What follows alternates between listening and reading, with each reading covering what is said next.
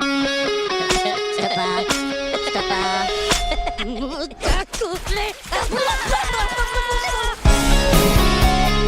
ួស្តីទាំងអស់គ្នាសួស្តីកូនស្រី3នាក់ប្រពន្ធម្នាក់ដូចជានៅខ្វះអ្វីមួយយ៉ាងកំឡោះតូចម្នាក់នេះអូកូនប្រុសរបស់ប៉ាប៉ាដឹងថាកូនស្រឡាញ់ប៉ាកូននិយាយទៅប៉ាមែនហើយកូនស្រឡាញ់បងស្រាប់ហើយគ្រាន់តែគេមិនបង្ហាញតាមទឹកមុខគេបង្ហាញជាកាយវិការមែនទេគ្រូជូនីលឿនឡើងគ្រូខ្ញុំមានរឿងចង់និយាយជាមួយលោកគ្រួសាររបស់លោកកំពុងតែមានគ្រោះថ្នាក់ថាម៉េចបីស៊ីបលើបាល់បានលួចចេញពីគុកហើយយើងកំពុងតែសងសឹកគ្រូ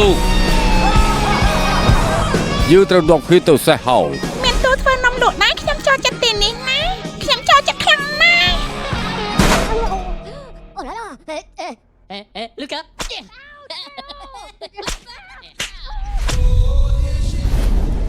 រឿងដែលសំខាន់បំផុតក្នុងការប្លន់គឺត្រូវគិតដល់គ្មានថ្ងៃដែលអាចកើតឡើងអូយខ្ញុំត្រូវថ្នាំខ្លួនឯងយោ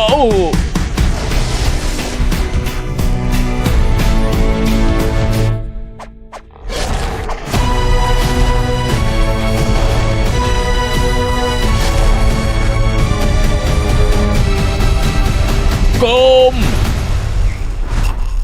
យ៉ាងម៉េចនឹងមានអ្នកលួចចូល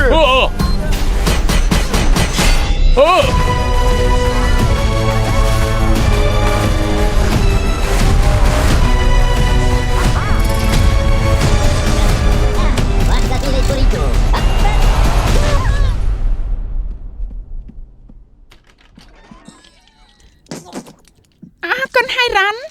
រឿងកំពូលមនុស្សខូចវគ្គ4